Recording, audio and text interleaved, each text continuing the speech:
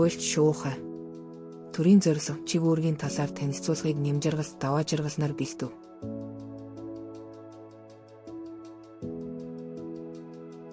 Нэр томьёо. Төрийн зорилт, төрийн чиг үүрэг, төрийн зорилгын түвшин, объектив зорилго, субъектив зорилго, иж бүрэн зорилго, тусгай зорилго. Төрийн зорилгын тухай ойлголт. Төрийн зорилго хамгийн өргөн утгатай алс ирээдүйд ирмэлцсэн тунхаглалын шинж агуулдаг. Төрийн зорилт нь хэрэгжүүлэх үе шат бүхий арга хэмжээ юм. Төрийн чиг үүрэг нь зорилтыг хэрэгжүүлэхэд чиглэсэн байнгын тогтвортой үйл ажиллагаа юм. Хүн төрөлхтний хувьсан өөрчлөгдөж буй харилцааны өмнө тавьж буй зорилго, түүхэн үйл явцаас хамааран тухайн төр улсын өмнө бий болж буй зорилго, тухайн эрен үед иргэд нийгмийн өмнө тавьж буй зорилго гэж төрийн зорилгын 3 түвшин байна. Төрийн объектив ба субъектив зорилго байна. Хүн төрөлхтний хүний эрх чөлөө дайн, экологийн аюулгүй байдлын хувьд дэвшүүлж буй зорилго нь иж бүрэн зорилго юм. Харин тухайн нөхцөл байдлыг тусгасан байвал тусгай зорилго болно. Төрийн зорилгын онол ба орчин үеийн төрийн зорилго. Үе үеийн сэтгэгчид төрийн зорилгын тухай ялгаатай онол, үзэл баримтлал дэвшүүлжээ.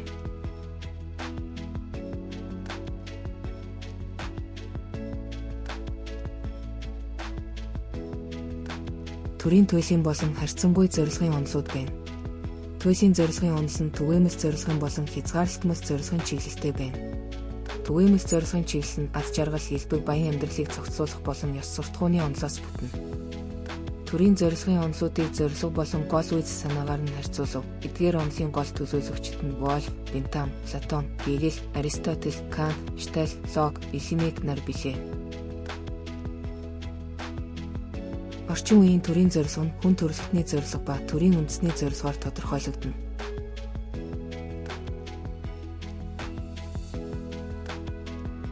Төрийн чиг үүрэг.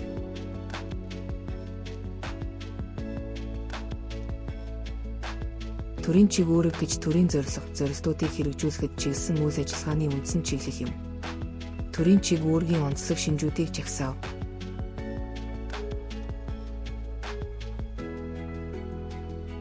Төрийн чиг үүргийг ач холбогдлоор нь үндсэн ба үндсэн бус гэж ангилах бол үйл ажиллагааны хүрээгээр нь дотоод ба гадаад чиг үүрэг гэж ангилна.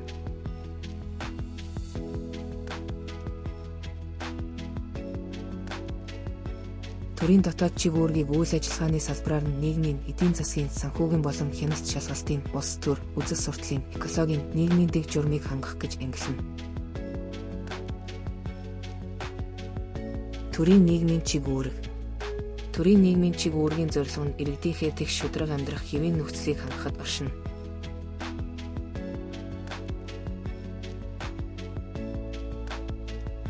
Төрийн эдийн засгийн, санхүүгийн болон хяналт шалгалтын чиг үүрэг. Төрийн эдийн засгийн чиг үүргийн зорилго нь үндэсний баялагийг одоо болон ирээдүйн үүднээс ариг гамтай зөв ашиглах, үндэсний эдийн засгийн аюулгүй байдал өсөлтийг хангах явдал юм. Төрийн нийгмийн дэг журмыг хангах болон улс төрийн үзэл сурталын чиг үүрэг. Нийгмийн дэг журмыг хангах чиг үүргийн зорилго нь иргэдийн амьдрах, ажиллах хэвийн таатай, аюулгүй орчин бүрдүүлэн хууль ёсны эрх үүргийн хэрэгжилтийг хангах юм. Төрийн экологийн болон гадаад үүргийн чиг үүрэг. Экологийн чиг үүрэг нь байгалийн тэнцвэрт байдлыг хадгалах, нөөцийн хомсдолд бохирдлоос хамгаалах, эд баялагийг зүй зохистой үр ашигтай ашиглах, нөхөн сэргээх, хойч үедээ хадгалан үдээхэд оршино. Төрийн чиг үүрэг хэрэгжүүлэх эрх зүйн хэлбэр нь эрх зүйн хэм хэмжээг бүтээх, эрх зүйг биелүүлэх, эрх зүйг хамгаалах, гэрээ байгуулах бол хэрэгжүүлэх арга нь итгүүлэх, урамшуулах, албадах юм. Төрийн зорилго чиг үүргийн талаар хуульч шуухай танилцууллаа. Хуульч шуухайтай хамт төрийн онол судлаарай. Хамтдаа хөгжицгөөе.